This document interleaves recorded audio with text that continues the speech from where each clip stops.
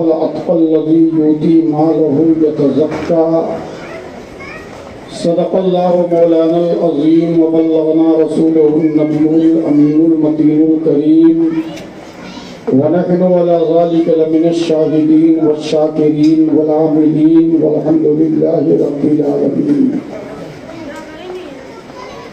یہاں پہ تشریف فرما معزز علماء کرام و حاضرین مجلس، السلام علیکم ورحمۃ اللہ وبرکاتہ۔ وعلیکم السلام ورحمۃ اللہ۔ آئیے گفت و شنید کا سلسلہ شروع کرنے سے پیشتر ہم اور آپ مل کر دونوں جہاں کے آقا و مولا جناب آقا محمد رسول اللہ تعالی علیہ اقدس میں عقیدت و احترام کے ساتھ ہدیہ درود و سلام کا نذرانہ پیش کریں اور پڑھیں بواضح بلند اللہم صلی علی سیدنا شفیعنا حبیبنا مولانا محمد بارک وسلم صلاۃ و سلام علیک یا رسول اللہ، صلاۃ و سلام علیک یا حبیب اللہ صلی اللہ تعالی علیہ وسلم۔ مجھ سے پیشتر آپ نے شاہد رضا صلی اللہ علیہ وسلم سے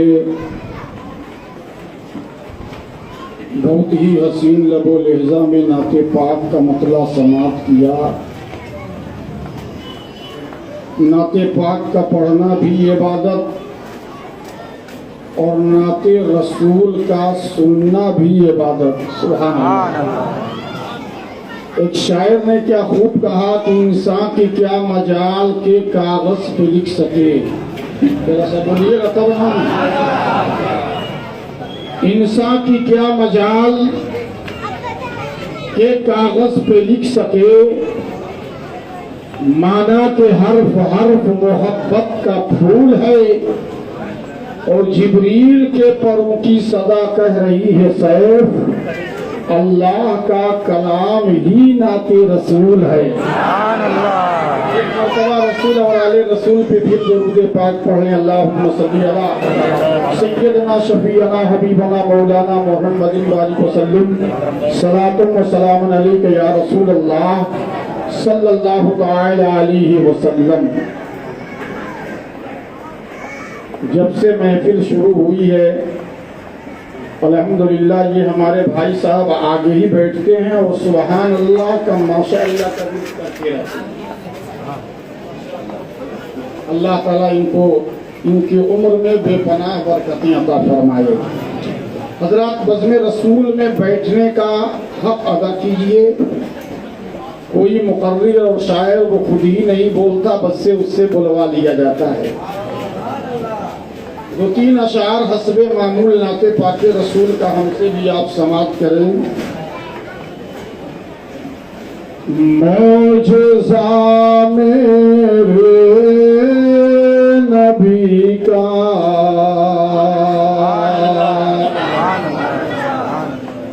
میرے نبی کا معجزہ کیا کیا ہے وہ سماعت کریں۔ ہمارے مولانا محمد علی صاحب جو آپ کی مسجد کے مؤذن بھی ہیں، ماشاءاللہ ایک دن انہوں نے اشارہ کیا تھا کہ کس سرکار کا معجزہ بھی آپ بتائیں، تو پہلے آپ ترنم میں آپ سماعت کریں۔ معجزہ میرے نبی کا ارے کہہ دیا تو ہو گیا، معجزہ میرے نبی کا ارے کہہ دیا تو ہو گیا، اور آپ نے یا رسول اللہ آپ نے مٹی کو سونا کہہ دیا تو ہو گیا، آپ نے مٹی کو سونا کہہ دیا تو ہو گیا، یہ بھی شعر آپ سماعت کریں کہ حکم نافذ ہے ہر ایک شے پر میرے سرکار کا، بول دیجیے سبحان اللہ۔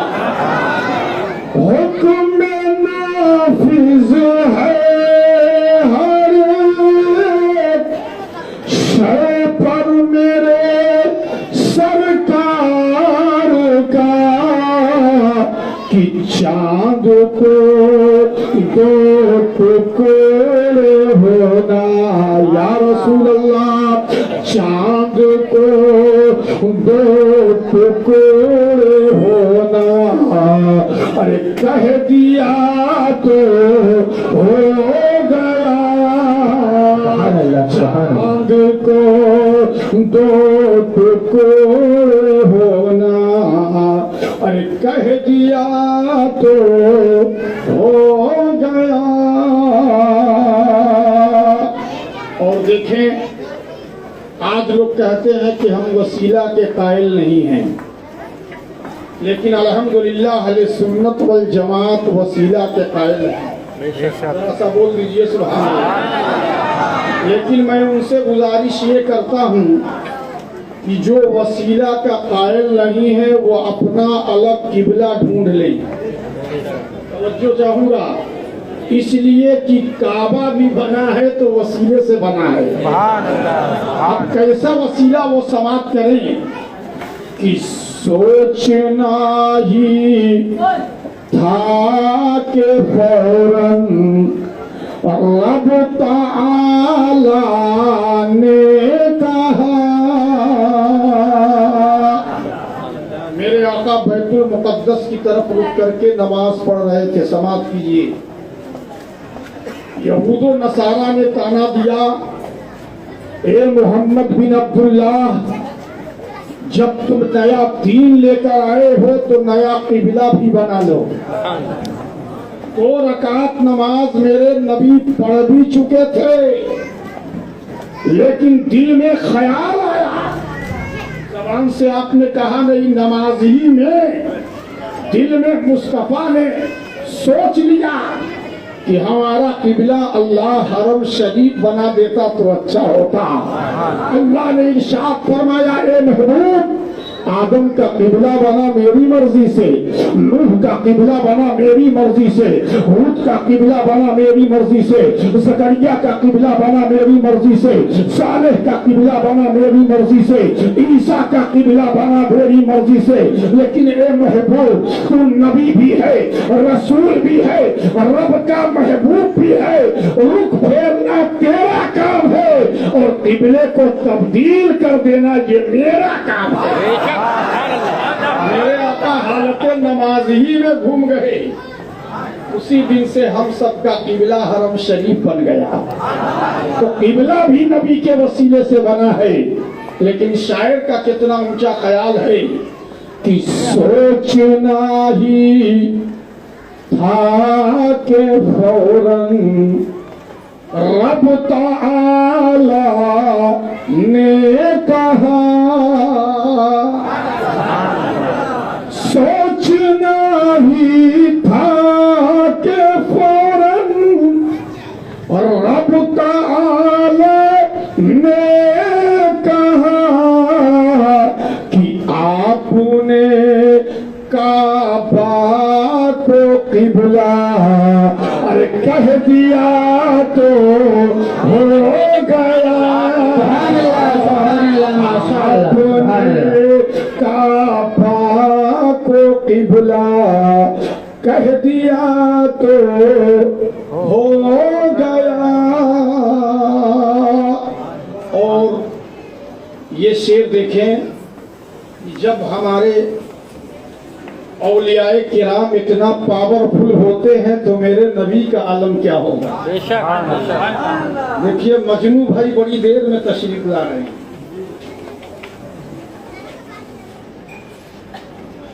اللہ کے ولی دیکھے کیسے ہوتے ہیں کہ ریت پر ہائے ہائے بول دو سبحان اللہ، ریت پر जन्नत बना कर कह दिया बहलोल ने।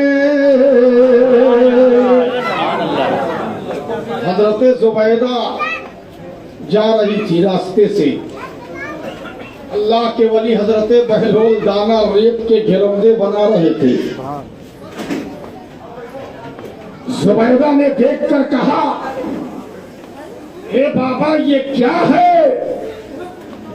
हजरत बहलोल दाना ने कहा, जुबैदा ये खिलौना नहीं है, यही तो जन्नत है। मेरे वली से करीब हो, जन्नत दुनिया ही में बांट रहे, यही तो जन्नत है। तो आजकल की औरतों की तरह जुबैदा नहीं थी। औलियाए किराम से अकीदत थी, उनसियत थी, उन्हें मोहब्बत थी। जन्नत का नाम सुनते ही जुबैदा ने कहा, बाबा बेचोगे? अल्लाह के वली ने इरशाद फरमाया, बेचूंगा नहीं, बेच रहा हूँ। ए जुबैदा खरीदना हो खरीद लो। जुबैदा हारून रशीद की मलिका थी, बेगम थी, पैसे की कोई कमी नहीं थी। बाबा कीमत? कहा कीमत क्या दोगी? 2 दिरहम दे दो, जन्नत ले जाओ। 2 दिरहम दे दो, जन्नत ले जाओ। जुबैदा 2 दिरहम अता कर दी, जन्नत हाथ में लेके जाके घर में सजा दी। सुभान अल्लाह। लेकिन चूंकि हर जमाने में औलियाए किराम के मुनकिरीन होते हैं, आज भी हैं, उस जमाने में भी थे, ये कोई नई बात नहीं है।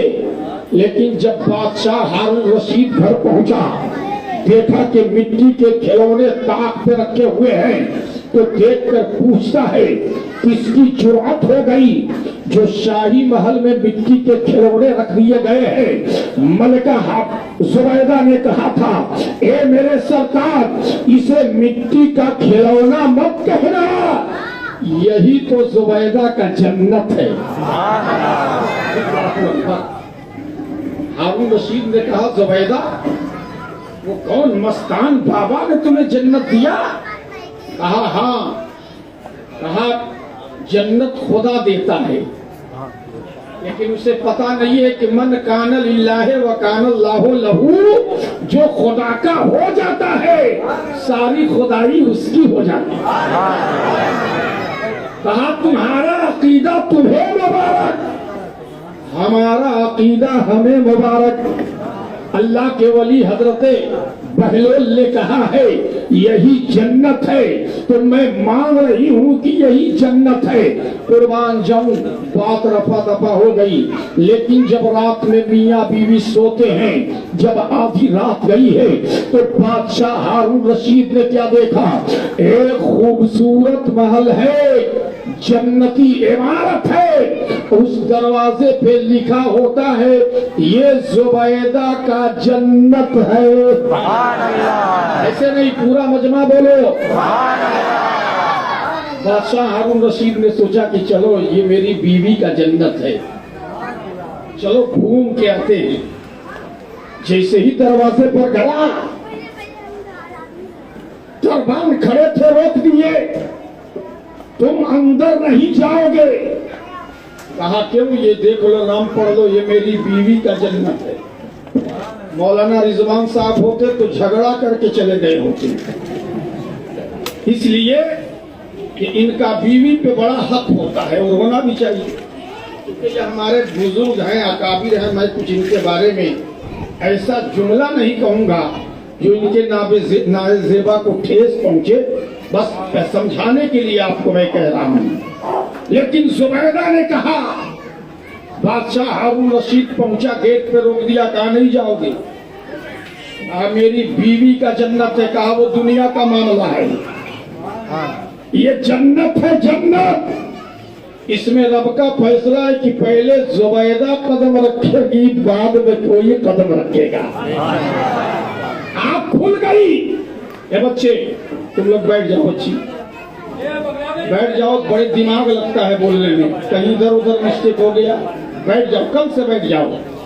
درود پاک پڑھیں اللہم صلی علی سیدنا شفیعنا حبیبنا مولانا محمد بارک وسلم صلاۃ و سلام علیک یا رسول اللہ صلی اللہ تعالی علیہ وسلم۔ آدھی رات کو آنکھ کھلی، ملکہ زبیدہ کو اٹھایا، کہا اے زبیدہ، کہا میرے سرتاج کیا ہوا؟ آدھی رات میں نیند کیوں اچٹ گئی؟ کہا دیکھو میرے دل کی بے چینی بڑھ گئی ہے، جلدی سے صبح ہونے دو اور مجھے بھی بہلول دانا کی بارگاہ میں لے چلو، اس لیے کہ میں نے اپنی آنکھوں سے تیرا جنت دیکھ لیا ہے۔ تم نبی کی بات کرتے ہو، اللہ کا ولی دنیا ہی میں جنت بانٹ رہا ہے، لینے والوں کی کمی ہے۔ ارادت لے کے جاؤ، عقیدت لے کے جاؤ۔ شیخ سعدی نے فرمایا کہ علماء کی بارگاہ میں جاؤ تو زبان سنبھال کے، اور ولی کی بارگاہ میں جاؤ تو دل سنبھال کے۔ اس لیے اللہ کے ولی دل کے خطرات سے واقف ہوتے ہیں۔ صبح بڑی بے قراری میں رات گزری ہے، صبح ہوئی، بادشاہ ہارون رشید ملکہ زبیدہ دونوں چلی، کہا اب تک تم مذاق مان رہے تھے، اب لائن پر آئے ہو۔ آج بھی کچھ لوگ اولیاء کرام کے منکر ہیں، لیکن جب گھر میں آسیبی خلل پہنچ جاتا ہے تو کہتے ہیں کہ چلو بغیر کچھوچا کے کام چلنے والا نہیں ہے، لیکن قربان جاؤں چلے۔ تو اتفاق ایسا ہوا کہ آج پھر اللہ کا ولی مٹی کے گھروندے بنا رہے تھے۔ بول دو سبحان اللہ۔ زبیدہ نے کہا لگتا ہے کہ تیرے بھی مقدر کا ستارہ چمکنے والا ہے۔ تو دیکھو آج اللہ کا ولی مٹی کے گھروندے بنا رہے ہیں، جاؤ انہیں سلام کرو، پوچھنا بابا کیا ہے، وہ جواب دیں گے خرید لینا۔ بادشاہ ہارون رشید پہنچا، بڑے ادب سے سلام کیا۔ اب تک ان کو لوگ مجنون سمجھ رہے تھے، ان کو لوگ دیوانہ سمجھ رہے تھے، ان کو لوگ ایک چھوٹا سا مستان سمجھ رہے تھے، لیکن نہیں جانتے ہیں ایک اللہ کا ولی اتقوا فراشۃ المؤمن فإنه ينظر بنور اللہ، کہ مومن ایک اللہ کا ولی جب آنکھ کو بند کر کے لوح محفوظ دیکھتا ہے اور جب زمین کے تہ پہ نظر کرتا ہے تو تحت السما دیکھ لیا۔ قربان جاؤں۔ بادشاہ ہارون رشید نے پوچھا بابا یہ کیا ہے؟ ذرا سا بول دو سبحان اللہ۔ ہمیں لگے کہ تم بمبئی اور مسجد کے قرب و جوار میں آپ بیٹھے ہیں جشن شہید اعظم میں۔ لوگ شہر خموسہ میں خاموش رہتے ہیں، شہر خموسہ قبرستان کو بولتے ہیں، وہاں جاؤ گے تو آواز نہیں ملے گی، لیٹنے کے لیے ہزاروں لیتے ہیں مگر کوئی آواز نہیں دے گا۔ یہاں جتنا آواز دینا ہے دے لو، اگر یہی آواز سبحان اللہ کی مقبول ہو گئی تو قبر میں خاموشی سے تمہیں نیند آ جائے گی۔ سنو پیارے سنو، قسم خدا کی ہم ولیوں سے بھی عقیدت رکھتے ہیں، صحابہ سے بھی رکھتے ہیں، انبیاء سے بھی رکھتے ہیں، شہداء اسلام سے بھی رکھتے ہیں۔ اسی مسلک اور مذہب کا نام ہے اہل سنت والجماعت۔ سبحان اللہ۔ بادشاہ ہارون رشید نے کہا بابا یہ جنت ہے؟ کہا ہاں۔ کہا بیچو گے؟ سنو قسم خدا کی ایمان میں تازگی پیدا ہو جائے۔ کہا بیچ رہا ہوں۔ کہا کہ بابا قیمت؟ کہا تیری حکومت کی آدھی سلطنت ہے اس کی قیمت۔ کہا ہاتھ جوڑ لیا بادشاہ ہارون رشید کھڑا ہو گیا۔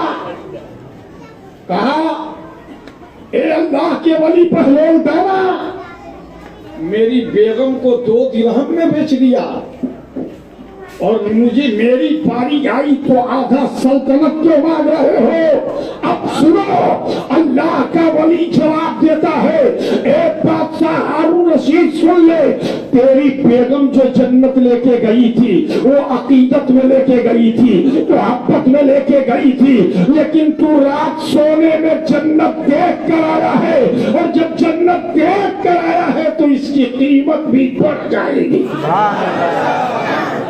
بادشاہ خواب دیکھ رہے ہیں اور اس خواب کی تعبیر کو حضرت بہلول دانا بیان کر رہے ہیں۔ جب ایک ولی کے علم کا یہ عالم ہے تو مصطفیٰ کے علم کا کیا عالم ہے؟ اسی کو شاعر نے کہا کہ ریت پر جنت بنا کر کہہ دیا بہلول نے، ریت پر جنت بنا کر ارے کہہ دیا بہلول نے کیا کہ اپنی جنت لے زبیدہ، اپنی جنت لے زبیدہ، ارے کہہ دیا تو ہو گیا معجزہ میرے نبی کا، کہہ دیا تو ہو گیا۔ اور خواجہ غریب نواز کمیٹی کے کچھ بچے بیٹھے ہیں، ایک شعر ان کے لیے دے رہا ہوں، ذرا بول دو سبحان اللہ۔ جب آنا ساگر کو خواجہ نے کہا اجمیر میں، جب آنا ساگر کو خواجہ نے کہا اجمیر میں، کیا کہ ایک کٹورے میں سما جا، ایک کٹورے میں سما جا، اور کہہ دیا تو ہو گیا، ایک کٹورے میں سما جا، اور کہہ دیا تو ہو گیا معجزہ میرے نبی کا، کہہ دیا تو ہو گیا۔ اور آپ نے مٹی کو سونا کہہ دیا تو ہو گیا۔ درود پاک پڑھے اللہم صلی سیدنا شفیعنا حبیبنا مولانا محمد بارک وسلم، صلاۃ و سلام علیک یا رسول اللہ صلی اللہ تعالی علیہ وسلم۔ بیان ہو کس زبان سے مرتبہ صدیق اکبر کا، بیان ہو مرتبہ کس زبان سے صدیق اکبر کا، اور ہے یار غار محبوب خدا صدیق اکبر کا۔ لٹایا راہ حق میں گھر کئی بار اس محبت سے، لٹایا راہ حق میں گھر کئی بار اس محبت سے، کہ لٹ لٹ کر حسن گھر بس گیا صدیق اکبر کا۔ نسبت سے شے ممتاز ہوتی ہے، صدیق اکبر کو نسبت ہو گئی مصطفیٰ جان عالم سے، وہ جس کو میرے نبی سے نسبت ہو گئی وہ زمانے میں سب سے ممتاز ہوتا چلا گیا۔ نسبت سے شے ممتاز ہوتی ہے، جب تک بکے نہ تھے تو کوئی پوچھتا نہ تھا، یا رسول اللہ تو نے خرید کر مجھے انمول کر دیا۔ قرآن پاک میں رب تبارک و تعالی نے ارشاد فرمایا، وَسَيُجَنَّبُهَا الْأَتْقَى الَّذِي يُؤْتِي مَالَهُ يَتَزَكَّىٰ، دور رکھا جائے گا دوزخ سے. یہ آیت کریمہ اتقا کا لفظ صوفیہ اور علماء فرماتے ہیں کہ سیدنا صدیق اکبر رضی اللہ تعالیٰ عنہ کے لیے آیت کریمہ نازل ہوئی. کب؟ جب بے شمار غلاموں کو اپنے پیسے سے درہم سے خرید کر سیدنا ابو بکر صدیق رضی اللہ تعالیٰ عنہ نے آزاد کیا تھا. لوگوں نے کہا لگتا ہے بلال پہ ان کا احسان تھا، غلاموں پہ کوئی احسان تھا. اللہ نے آیت کریمہ نازل کی کوئی احسان نہیں، دور رکھا جائے گا دوزخ سے جو اپنا مال دیتا ہو کہ ستھرا ہو اور کسی کا اس پر کوئی احسان نہیں، صرف وہ رب کی رضا چاہتا ہے. وَلَسَوْفَ يُؤْتِيكَ رَبُّكَ فَتَرْضَىٰ. اب آپ اندازہ کریں رب تبارک و تعالی کلام پاک میں صحابی رسول کی شان میں آیت کریمہ نازل کی ہے. کون؟ صدیق اکبر، جن کے اعمال قول و فعل میں امانت و دیانت تھی، جس کی طبیعت میں شفقت تھی، جس کی روحانیت میں محبت تھی، جس کو دیکھنا رسول اللہ صلی اللہ علیہ وسلم کی تلاوت تھی، جس کو حاصل نبی کی خلافت تھی. بیان ہو کس زبان سے مرتبہ صدیق اکبر کا، حیار غار محبوب خدا صدیق اکبر کا. وہ صدیق جب فاران کی چوٹیوں سے آفتاب رسالت معاذ صلی اللہ علیہ وسلم نے کلمہ توحید کا نغمہ بلند کیا تھا، تو سب سے پہلے جس نے اپنے دل میں کلمہ کو، نبی کی محبت کو، مذہب اسلام کو، دعوت اللہ کا نصیباً بنایا تھا، وہ سیدنا صدیق اکبر رضی اللہ تعالیٰ عنہ کی ذات تھی کہ جس نے کلمہ پڑھا تو کلمے والے کو دیکھا، اذان سنی تو اذان والے کو دیکھا، حج کیا تو صاحب حج کو دیکھا، جن کے بارے میں اللہ تبارک و تعالیٰ نے آیت کریمہ نازل کی ہے. اب آپ دیکھیں ایک حاجی جب حج کرنے کے لیے روانہ ہوتا ہے، مشکات شریف کی حدیث ان ابی ہریرہ قال رسول اللہ صلی اللہ علیہ وسلم، میرے آقا علیہ الصلوۃ والسلام ارشاد فرماتے ہیں من حج للہ ولم یفسق فرجع یوم ولدته امہ، کہ جس نے حج کیا اور جب وہ حج کر کے لوٹتا ہے تو ایسے ہی گناہوں سے نکل جاتا ہے جیسے اس کے ماں نے اسے آج ہی جنم دیا ہو. سبحان اللہ، سبحان اللہ. یہ عام لوگوں کا یہ عالم ہے، تو صدیق اکبر رضی اللہ تعالیٰ عنہ کا عالم کیا ہوگا؟ جو کعبے کے کعبہ کو دیکھنے والا ہو، جس نے اذان پڑھی تو اذان والے کو دیکھا، درود پڑھا تو درود والے کو دیکھا.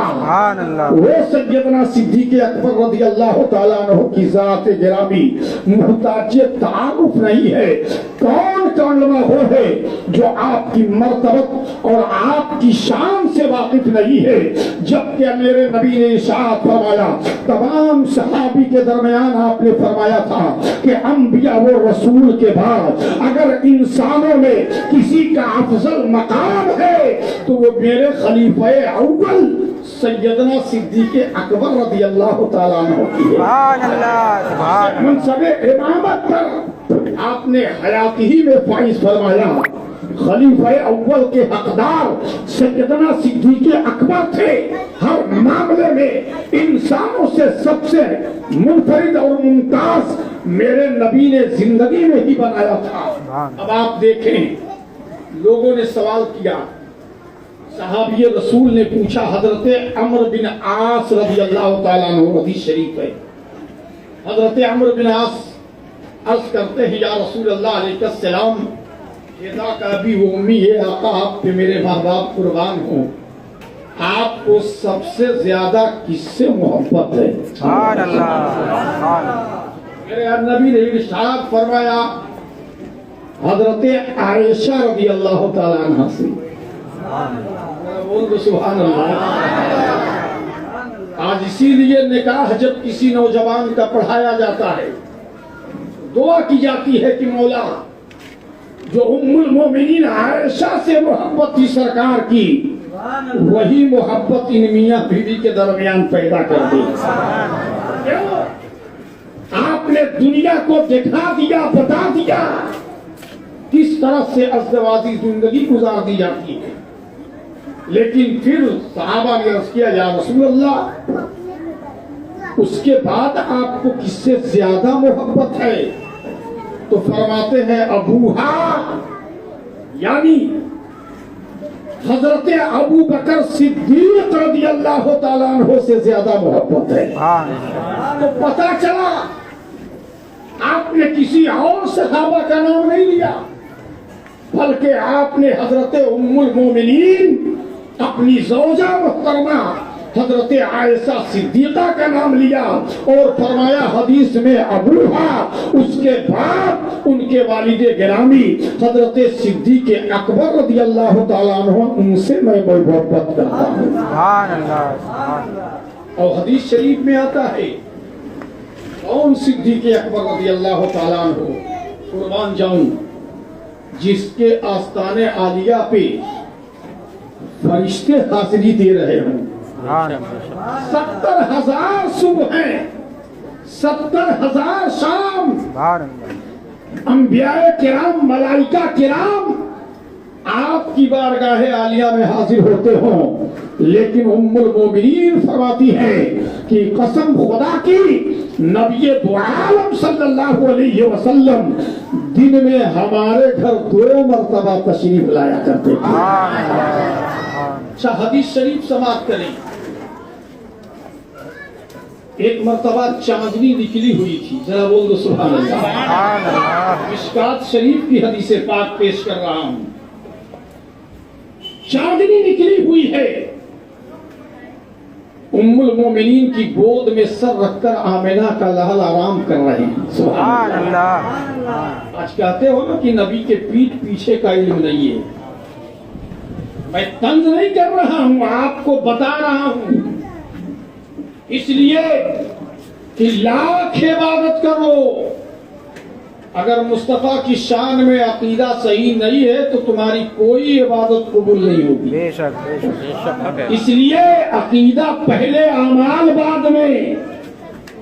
اگر کوئی کہے کہ مجھے کلمہ پڑھا کے اسلام میں داخل کر دو تو کیا اس کو کہو گی کہ ظہر کی نماز پڑھ لے تو مسلمان ہو جائے گا؟ یا کہہ سکتے ہو قرآن کی تلاوت کر لے تو مسلمان ہو جائے گا؟ یا چل جشن شہید اعظم میں بیٹھ کر تھوڑی دیر تقریر سن لے تو مسلمان ہو جائے گا؟ نہیں، ان میں سے کسی ایک ارکان کو ادا نہیں کیا جائے گا۔ سب سے پہلے اس کے ہاتھوں میں دامن مصطفیٰ دیا جائے گا۔ جب دامن مصطفیٰ کو مضبوطی سے پکڑ لے گا تو اس کی نماز بھی اللہ قبول کرے گا، حج بھی کرے گا، جتنا نیک عمل کرے گا اللہ اسے قبول کر لیتا چلا جائے۔ اس لیے عقیدہ کا بچانا بھی بہت ضروری ہے۔ اب آپ سنیں، ام المومنین عائشہ صدیقہ رضی اللہ تعالیٰ عنہ کہ زانوئے اقدس پہ مصطفیٰ جان عالم میرے سرکار سر رکھ کے آرام کر رہے ہیں۔ ام المومنین ماں عائشہ اپنے ہاتھ سے سر سہلاتی جا رہی ہے۔ قربان جاؤں، اتنے میں ام المومنین عائشہ صدیقہ رضی اللہ تعالیٰ عنہ فرماتی ہیں یا رسول اللہ صلی اللہ تعالی علیہ وسلم هل تكون لأحد من النجوم عدد نجوم السماء؟ یا رسول اللہ علیہ السلام، کیا آسمان میں جتنے ستارے ہیں اتنی کسی کی نیکیاں ہیں کہ نہیں ہیں؟ آج لوگ کہتے ہیں کہ مصطفیٰ یہ نہیں جانتے، جبریل امین بتاتے تھے تب جانتے تھے۔ یہ حدیث پاک مشکات شریف کا ہے۔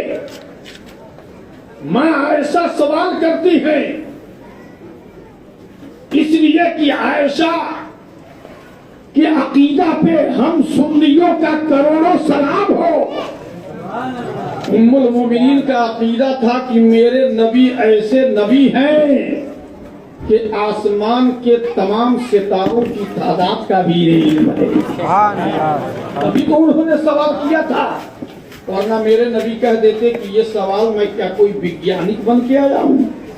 آج تک تو کوئی کا لال وگیانک نہیں بتا پایا کہ آسمان میں ستارے کتنے ہیں، تو میرے محبوب بتا رہے ہیں۔ تو میرے آقا نے ارشاد فرمایا نعم عمر، سبحان اللہ، ہاں اے عائشہ، عمر ہے جن کی نیکیاں آسمان کے ستاروں کے برابر ہے۔ اب آپ سوچو کہ عمر فاروق اعظم کی کتنی نیکیاں نہیں ہوگی، ہمارے پاس تو کوئی نیکی نہیں ہے، اور نیکی آج کا مسلمان کرنا بھی نہیں چاہتا۔ جہاں شیطانیت کا کام آئے گا وہاں خوب پیسہ اڑائے گا۔ جوان تو جوان، بوڑھے بھی ناچ تماشا دیکھنے میں مصروف ہو جاتے، لیکن اے پیارے سنو، ہر انسان کے کندھے پہ کرامن کاتبین ہے، وہ لکھ رہے ہیں۔ ایسی زندگی گزار کر جاؤ کہ جب قبر میں تمہیں چھوڑ کر تیرے احباب رشتہ دار چلے آئے، اور جب منکر نکیر آئے روح ڈال کر تمہیں اٹھائے، تو یہ کہہ دے کہ اس سے سوال و جواب مت کرو، یہ تو غلام مصطفیٰ بن کر عاشق رسول بن کر آیا ہے۔ اور بات آئی ہے تو سنو، ایسے ایسے اللہ والے قبر میں گئے ہیں کہ منکر نکیر کو بھی سوال و جواب میں الجھا دیا ہے۔ بات آئی ہے تو سن لو۔ حضرت بایزید بستامی کو کون نہیں جانتا؟ وہ بایزید جن کا چہرہ دیکھ لے تو جہنم کی آگ بھی بجھ جائے۔ وہ بایزید بستامی جب قبر کے اندر گئے، یہ بچے جب قبر میں ان کو رکھا گیا، سنو بات آئی ہے تو بتا دوں، جب قبر کے اندر انہیں رکھا گیا اور منکر نکیر آ گئے، من ربک ما دینک ما تکون فی شان حق ھذا الرجل، دھایا تھا سوال کرنا جب شروع کر دیا تو بایزید بستامی فرماتے ہیں من انتما، سبحان اللہ، تم دونوں ہو کون؟ تو منکر نکیر نے کہا تمہیں خبر نہیں ہے میں اللہ کے مقرب فرشتے ہیں، جو مر کے آتا ہے اس سے سوال کرنا ہماری ڈیوٹی ہے، تم سے بھی سوال کر رہا ہوں۔ تو بایزید بستامی نے کہا تھا قسم خدا کی سنت پہ عمل کیا کرو پیارے، تمہاری دنیا و آخرت دونوں سنور جائے گی، کیونکہ اللہ کے ولی سنت پہ عمل کرتے ہیں، اور جب سنت پہ عمل کرتے ہیں تو سنت کے وسیلے سے اللہ انہیں ولی بنا لیا کرتا ہے۔ سنت دیکھیں، بایزید بستامی فرماتے ہیں کہ یہ بتاؤ تم نے میرے نبی کی سنت تو ادا ہی نہیں کیا، سبحان اللہ، اس لیے کہ میرے آقا نے ارشاد فرمایا اگر کوئی پہلے کلام کرے سلام سے پہلے تو اس کے بعد کا جواب ہی مت دو، اور تم نے نہ سلام کیا، نبی کی سنت تو ادا ہی نہیں کیا، اور آ کے دھڑا دھڑ ہم سے سوال شروع کر دیے۔ پہلے میری قبر سے نکلو اور میرے مصطفیٰ کی سنت ادا کرو، پھر ہر سوال کا جواب تمہیں دیا جائے گا۔ بے شک، ہم تو دنیا ہی میں سنت پہ عمل نہیں کر رہے ہیں تو قبر میں کہاں سے کریں گے؟ اور جو سنت پہ عمل کرتا بھی ہے تو اس کو لوگ بڑبک سمجھتا ہے۔ آج کا نوجوان شادی میں جاتا ہے تو کھڑے کھڑے کھاتا ہے، کہتا ہے بف سسٹم ہے، اس کو بڑا اچھا سمجھتا ہے، اور جو بیٹھ کے کھاتا کا ہے وہ سب پرانے زمانے کے لوگ ہیں، یہ نہیں دیکھتا ہے کہ یہ محبوب کی سنت ادا کر رہا ہے۔ سبحان اللہ، سبحان اللہ۔ یارے سنو، ہمیں غیروں کی نقل نہیں کرنی ہے۔ اب دنیا سجن للمؤمنین والجنت للکافرین، یہ دنیا مومنوں کے لیے قید خانہ ہے اور کافروں کے لیے جنت ہے۔ قیدی کی زندگی گزار کر جاؤ تو جنت تو اللہ نے مسلمانوں کے لیے ہی بنایا ہے۔ نکلو میری قبر سے۔ تو منکر نکیر نے کہا ارے یار یہ کیسا بندہ آیا، ہم اس کا سوال جواب کر رہے ہیں، یہ ہمارا ہی سوال و جواب کرنے لگا۔ کہا چونکہ محبوب کی بات تھی، کاٹتا کیسے؟ اس لیے کہ اگر محبوب ناراض ہو جائے تو خدا بھی ناراض ہو جائے. بے شک سبحان اللہ. باہر نکلنا پڑا اور باہر نکل کے انہوں نے کہا السلام علیکم. بایزید بستامی نے فرمایا وعلیکم السلام. اب آ جاؤ، اب جو پوچھنا ہے پوچھو، جو سوال کرنا ہے سوال کرو، جواب دیا جائے گا. سب سے پہلا سوال کیا من ربک، یعنی تیرا رب کون ہے؟ تو بایزید بستامی نے کہا یہ بتاؤ، ابھی ابھی تم نے مجھ کو سلام کیا تو کیا سمجھ کے سلام کیا؟ کافر سمجھ کے کیا یا مومن سمجھ کے کیا؟ اللہ اکبر. تو منکر نکیر نے کہا نہیں، سلام تو میں نے مسلمان سمجھ کے کیا ہے. تو بایزید بستامی فرماتے ہیں جب تم نے مسلمان ہو کے سلام کیا ہے تو ایک مسلمان سے یہ پوچھا جاتا ہے کہ تیرا رب کون ہے؟ تیرا رب کون ہے؟ اور بایزید بستامی نے فرمایا چلو میں تیرے سوال کا جواب دے دوں. ربی اللہ، میرا رب اللہ ہے. تم اوپر جاؤ گے، رب کی بارگاہ میں فائل لے کر جاؤ گے کہ بایزید نے جواب صحیح دے دیا. من ربک کا جواب ربی اللہ دیا ہے. اگر وہ اللہ کہہ دے کہ بایزید میرا بندہ نہیں ہے تو تم میری بات مانو گے کہ اس کی مانو؟ منکر نکیر پڑ گئے. پھر اللہ والے ایسے ایسے قبر میں گئے ہیں. منکر نکیر نے کہا نہیں، میں تو اسی کی مانوں گا. تو بایزید بستامی نے کہا تب یہاں سوال و جواب کرنے کی ضرورت نہیں ہے. جاؤ پہلے میرے رب سے پوچھنا کہ بایزید تیرا بندہ ہے کہ نہیں ہے. اگر اللہ کہہ دے گا کہ بایزید میرا بندہ ہے تو سارا معاملہ وہیں پار ہو جائے گا. اس لیے سنت پہ عمل کیا کرو، سنت پہ. آج کا مسلمان ایسا پیر ڈھونڈتا ہے، میں بہت جگہ گھومتا ہوں. ایک گجرات دمن میں گیا تھا، ایسا پیر جو 5 انگوٹھیاں ہاتھ میں ہے. ارے کیوں مسلک اعلیٰ حضرت کو یار بدنام کر رہے ہو؟ اور مسلمان ایسا ہی پیر ڈھونڈتا ہے، نہ خود وہ نماز پڑھے نہ ہمیں نماز پڑھنے کے لیے کہے. ارے ہم کہتے ہیں غوث الاعظم دستگیر سے بھی کوئی بڑا پیر ہے؟ نہیں. 40 برس تک عشاء کی وضو سے فجر کی جماعت میرے پیرانے پیر روشن ضمیر حضرت شیخ محی الدین عبدالقادر جیلانی نے پڑھی. سبحان اللہ، سبحان اللہ. ان سے بڑا کون پیر ہے؟ لیکن آج تو لوٹا پیر، سوٹا پیر، چھوٹا پیر، ابا پیر، ڈبا پیر، پیر میاں بکری، مرید میاں گھاس. کہتا ہے کہ ہم پہچانتے نہیں ہیں کہ پیر کو پہچان نہیں پائے. اصلی نقلی گھی پہچان لیتا ہے. بھنگار کا سارا مال اوریجنل ہے، کون ڈپلیکیٹ ہے وہ پہچان ہو جاتی ہے، لیکن پیر کی پہچان نہیں ہو پاتی ہے. نہیں، پیر وہی ہے کہ جس کی صورت دیکھ لو تو خدا یاد آ جائے. سبحان اللہ. جو سنت پہ عمل کرنے والا ہوگا وہ ہمارا پیر ہوگا.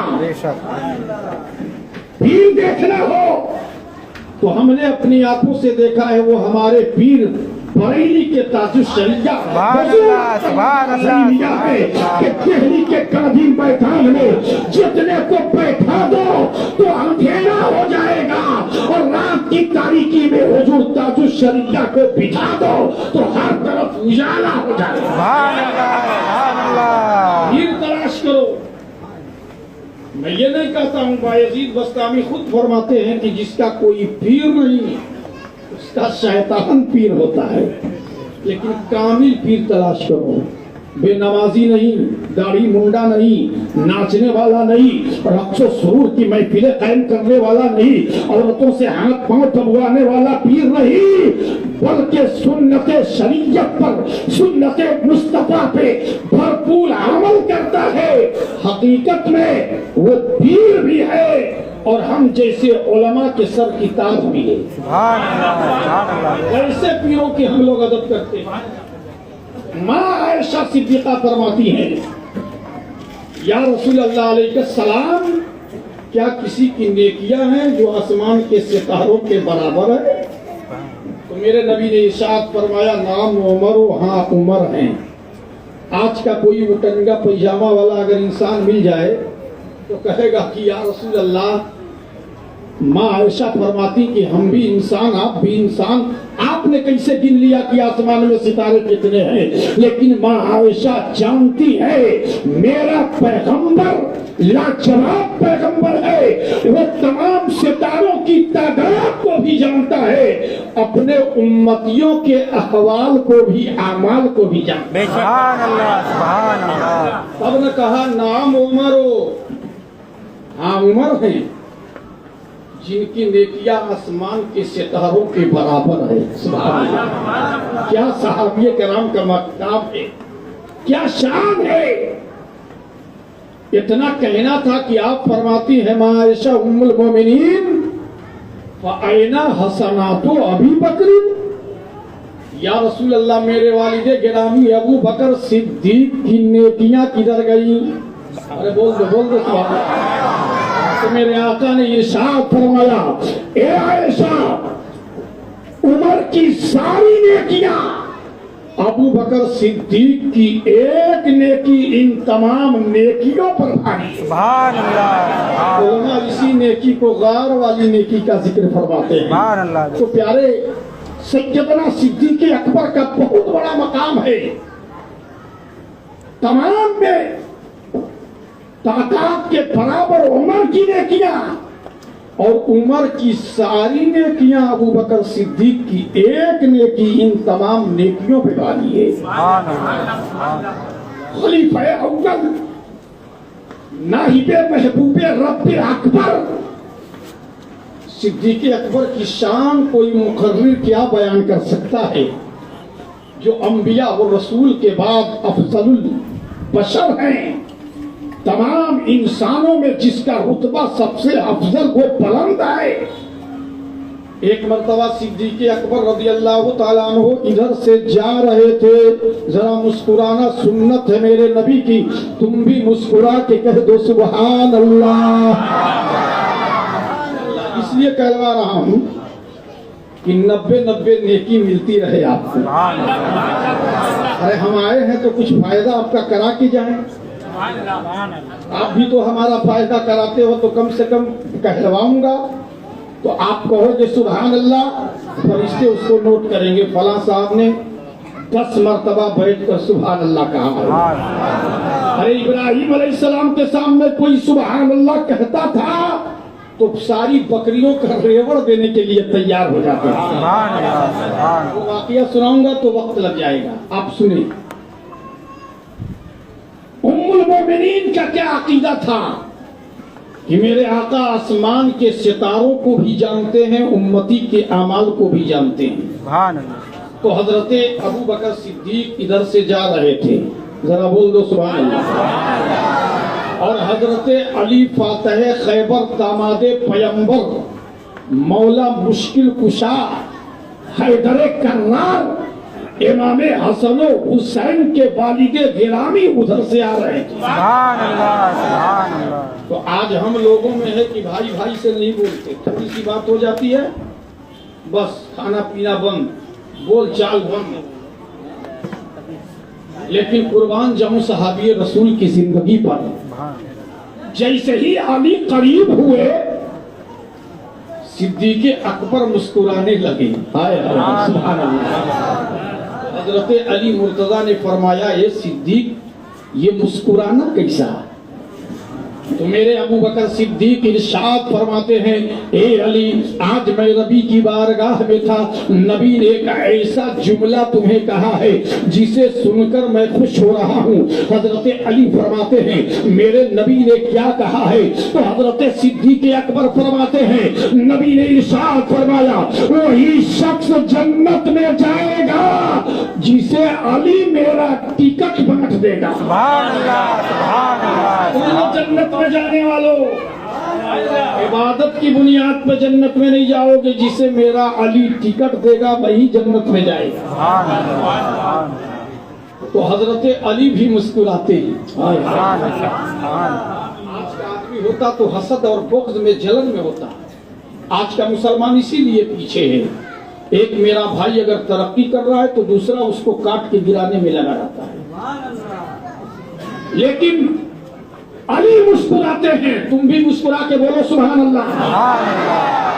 علی عرض کرتے ہیں اے صدیق اکبر تم نے سچ فرمایا لیکن نبی نے یہ بھی تو ارشاد فرما دیا تھا اے علی اسی کو جنت میں جانے کی ٹکٹ دینا جس کے دل میں صدیق اکبر کی محبت ہو.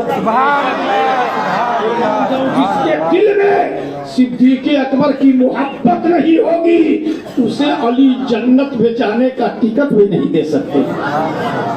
اس لیے جنت کا ٹکٹ لینا ہو تو سب سے پہلے صدیق اکبر سے محبت کرنی ہوگی. صدیق اکبر رضی اللہ تعالیٰ عنہ کی وہ ذات گرامی ہے قسم خدا کی. بڑے واقعات ہیں آپ کے. صدیق اکبر رضی اللہ تعالیٰ عنہ کی شان کیا ہے. کیا محبت تھی سرکار سے, کیا انسیت تھی. ایک مرتبہ جبریل نے کہا,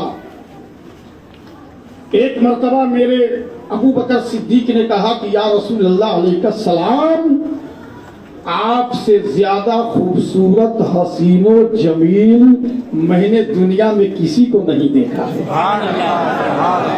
یہ کون کہہ رہا ہے؟ تمام انسانوں میں جو سب سے افضل ہے وہ کہہ رہا ہے یا رسول اللہ آپ سے زیادہ حسین ہم نے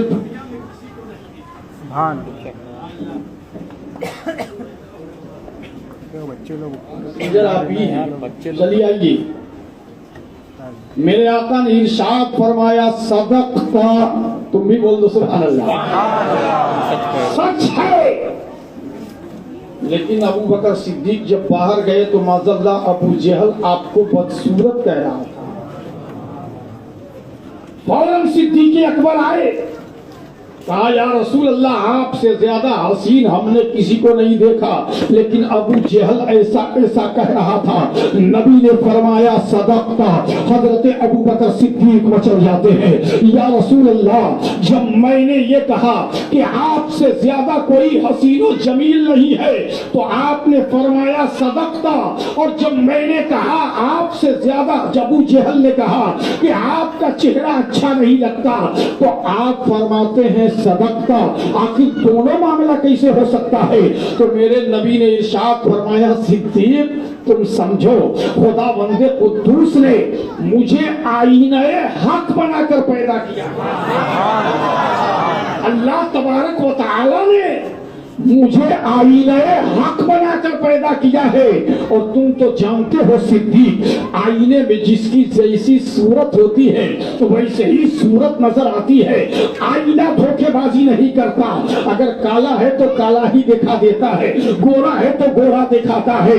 اس لیے آئینہ ایسا ہے کہ جو داغ ہے تو وہ داغ و دھبا دکھائے گا. اللہ نے مجھے آئینہ حق بنا کر پیدا کیا ہے اور آئینے میں جس کی جیسی صورت ہوتی ہے ویسے ہی صورت نظر آتی ہے. تو نے صدیق آئینہ حق کی نظر سے دیکھا تو میں تجھے خوبصورت نظر آیا. ابو جہل بد تھا, آئینہ بد کی نظر سے دیکھا تو میں اسے بدصورت نظر آیا. یہ پیارے ہمیں سرکار سے محبت رکھنی ہے تو کس طرح سے؟ صرف محبت کر لینا نہیں ہے, احترام ادب. اور دیکھیں آپ نے جب آپ کی ولادت ہوئی ہے تو صدیق اکبر رضی اللہ تعالیٰ عنہ نے کسی بت کو سجدہ نہیں کیا. یہ آپ کی بہت بڑی خصوصیت ہے. عمر فاروق اعظم کفر کے کھنڈرات میں پھنسے ہوئے تھے. باطل خداؤں کی پرستش کی جا رہی تھی, وہ بھی پوج رہے تھے. لیکن وار صدیق اکبر جب 7 سال یا 5 سال کی آپ کی عمر ہوئی تھی, آپ کے والد گرامی ابو قحافہ आपको बुत खाने में भी ले गए और कहा कि हाजी आलिहत तकुशमुल वला फजो, ये हमारे बुलंदों वाला खुदा है, तुम इसे सजदा करो। मैं कोई काम से अबू कहाफा चले गए। अबू बकर सिद्दीक बचपने का आलम है, एक बहुत बड़ा पत्थर हाथ में उठाते हैं और बुतों के सामने कहते हैं थे, अगर तू खुदा है तो मुझे पानी दे दे, तू खुदा है तो मुझे कपड़ा दे दे। जब कोई आवाज नहीं आई है तो आपने उसी पत्थर से दे मारा। तब तक अबू कहाफा आ गए और आपको एक थप्पड़ रसीद किया और घर ले आए और सारा वाकया बयान किया। तो आपकी वालदा मोहतरमा, जो आपका नाम सलमा, जिनकी कुन्नियत उम्मुल खैर थी, वो फरमाती है कि जब मेरे बेटे सिद्दीक की विलादत हो रही थी तो मुझे मुबारकबादी भी पेश हुई थी और गैब से आवाज आई थी, ए अल्लाह की बंदी तुझे बशारत हो, ये बच्चा अतीक है, उसका नाम आसमानों में सिद्दीक है, मोहम्मद सल्लल्लाहु अलैहि वसल्लम इनके साहिबे रफीक है। उनको इसी हाल पे छोड़ दिया जाए। और आपका इस्लाम लाने का वाकया भी बड़ा दिलचस्प है। 10 मिनट और बस वाकया बता दूं। जो मुझे पाठ पढ़े सैयदना हबीबना मौलाना मुहम्मद सल्लल्लाहु अलैहि या रसूल अल्लाह सल्लल्लाहु तआला अलैहि वसल्लम। आपके इस्लाम लाने का वाकया बड़ा दिलचस्प है। आप मुल्क शाम तशरीफ ले जा रहे थे, चलते चलते रात हो गई है और जब एक रात गुजारने के लिए कोई जगह तलाश रहे हैं, कोई मुनासिब जगह मिल जाए ताकि मैं रात गुजार लूं, लेकिन कोई जगह मुनासिब नहीं मिल रही है। जब मुल्क शाम अभी पहुंचे नहीं है, तिजारत का माल साथ में है, एक किला के पास पहुंचते हैं। एक बहुत बड़ा पुराना किला था, उस मकान के सामने खड़े हो गए। दरवाजे पे एक नौकर खड़ा था। आपने जाके उससे पूछा, अभी आप ईमान नहीं लाए हैं? अबू बकर सिद्दीक ने पूछा, ये बताओ, हम आज रात गुजारना चाहते हैं, इसी किले में हमें जगह मिल सकती है? तो वो राहिब पादरी जो था, जो गेट पर था, उसने कहा कि हरगिज नहीं, मेरा आका बहुत दिन हो गया वो अंदर रहता है और एक मुसाफिर को उसने रात गुजारने की इजाजत दे दी थी। उसकी नहुसत का किला इसी किले पर, उसकी नहुसत का साया इस किले पे काफी दिनों तक कायम और कायम रहा, इसीलिए किसी को इजाजत नहीं है, कोई इसमें रात नहीं गुजार सकता। तो सिद्दीक़ अकबर फरमाते हैं, सुन, तू खुद जवाब न दे, बल्कि तू एक नौकर है, अपने मालिक से जाके कह कि मुल्क अरब से एक मुसलमान आके, मुल्क अरब से एक शख्स आया है जो रात गुजारने की मोहलत मांग रहा है। अब जब सिद्दीक़ अकबर उसको जानते हैं, वो अंदर गया है, अपने मालिक से कहा, ए मेरे मालिक, मुल्क अरब से एक शख्स आया है जो इस किले के अंदर रात गुजारना चाहता है। गौर से सुनो प्यारे, इतना मुल्क अरब का नाम सुनना था, वो राहिब खड़ा हो जाता है और खड़े होने के बाद कहा, पूछ के आओ उसका नाम क्या है, और ये भी पूछना क्या वही मुल्क अरब का रहने वाला है जहां खजूर ज्यादा पाए जाते हैं, पहाड़ कसरत से पाए जाते हैं। वो नौकर दौड़ता हुआ आया, कहा कि मेरे मालिक ने पूछा है, क्या उसी मुल्क अरब के रहने वाले हैं जहां खजूर के दरख्त कसरत से पाए जाते हैं, पहाड़ बहुत ज्यादा होते हैं, और आपका नाम क्या है? अबू बकर सिद्दीक फरमाते हैं, जाके कह देना मेरा नाम अबू बकर सिद्दीक है। इतना कहना था, वो नौकर घर के अंदर गया। हुजूर वो उसी मुल्क अरब का रहने वाला है जहां खजूर के दरख्त कसरत से पाए जाते हैं, पहाड़ बहुत ज्यादा है, उसका नाम अबू बकर सिद्दीक है।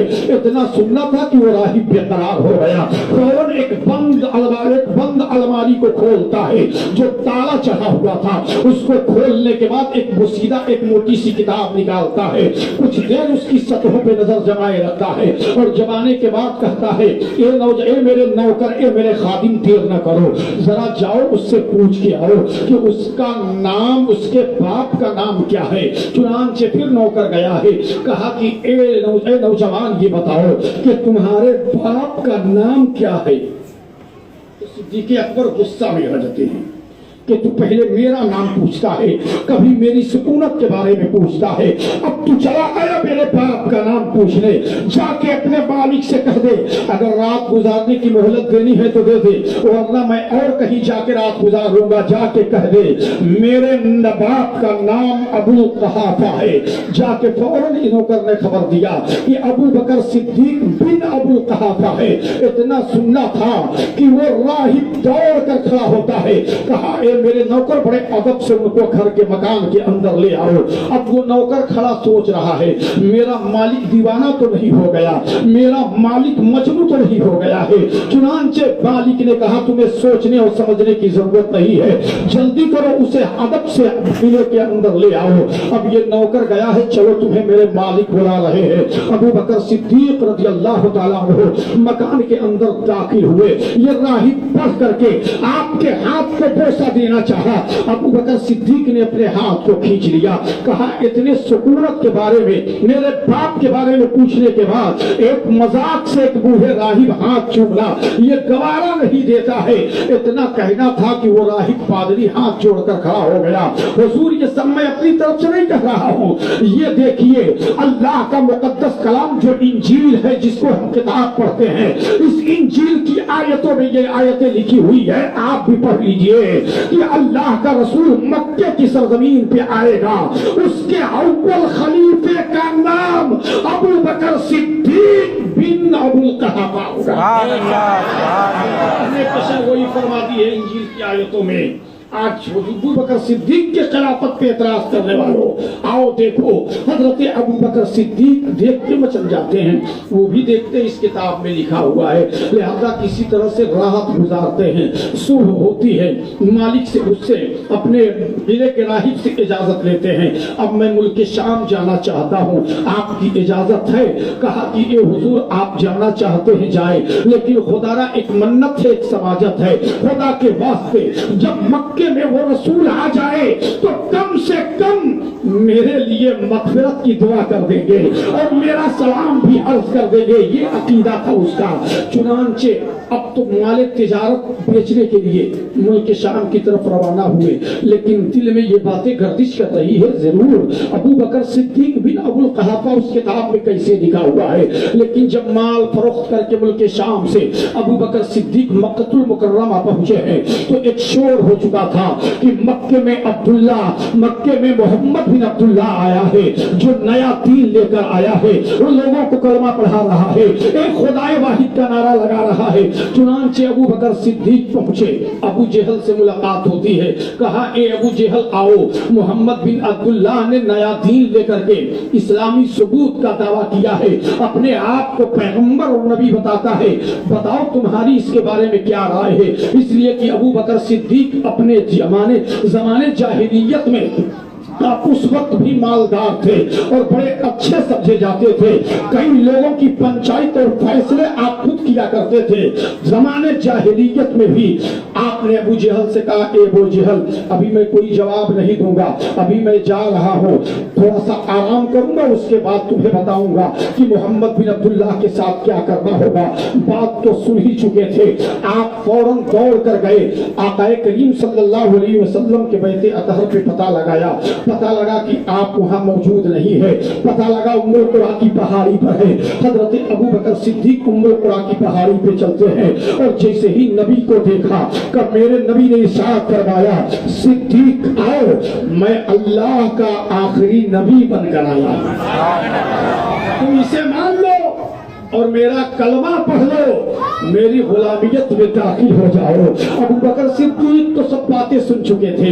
انہوں نے کہا یا رسول اللہ بالکل آپ سچ فرما رہے ہیں, لیکن اتنا میں بھی جانتا ہوں 1,24,000 کم و بیش انبیاء و مرسلین کو اللہ تبارک و تعالیٰ نے اس خاکدان گیتی پہ بھیجا, لیکن موسیٰ کو بھیجا تو معجزہ دے کر بھیجا, عیسیٰ کو بھیجا معجزہ دے کر بھیجا, ابراہیم کو دیا تو معجزہ دے کر بھیجا, زکریا کو دیا تھا معجزہ دے کر بھیجا تھا. اگر آپ اللہ کے سچے پیغمبر ہیں تو آپ کے پاس بھی معجزہ ہو تو پیش کریں, جسے دیکھ کر میں آپ پر ایمان مال لیا اور لے آؤ اور آپ کا کلمہ پڑھ لو. قسم خدا کی میرے آقا مسکراتے ہیں. اے صدیق کیا تو ملک شام جا رہا تھا؟ کیا تجھے وہ راہب کے قلعے نے نہیں بتایا تھا کہ مکے کی سرزمین پر ایک اللہ کا پیغمبر اللہ کا رسول آئے گا, اس کے پہلے خلیفے کا نام ابو بکر صدیق بن ابو القحافہ. سبحان اللہ. اللہ کہنا تھا کہ ابو بکر صدیق نے پڑھ لیا. آپ بھی پڑھ لو, دل کا زنگ اتر جائے گا. لا الہ الا اللہ محمد رسول اللہ صلی اللہ تعالی علیہ وسلم. اور جب آپ نے کلمہ پڑھ لیا ہے تو اسلام کی جانی مالی قربانی وہ ابو بکر صدیق نے پیش کیا ہے, جو آپ بارہا سنتے رہتے ہیں کہ آپ نے سارا کا سارا مال اللہ اور اس کے رسول کی شان میں دے دیا. پروانے کو چراغ تو بلبل کو پھول بس, اور خدا اللہ کے پروانے کو چراغ تو بلبل کو پھول بس, اور صدیق کے لیے ہے خدا کا رسول بس. وآخر دعوانا ان الحمدللہ رب العالمین. السلام علیکم ورحمۃ اللہ وبرکاتہ.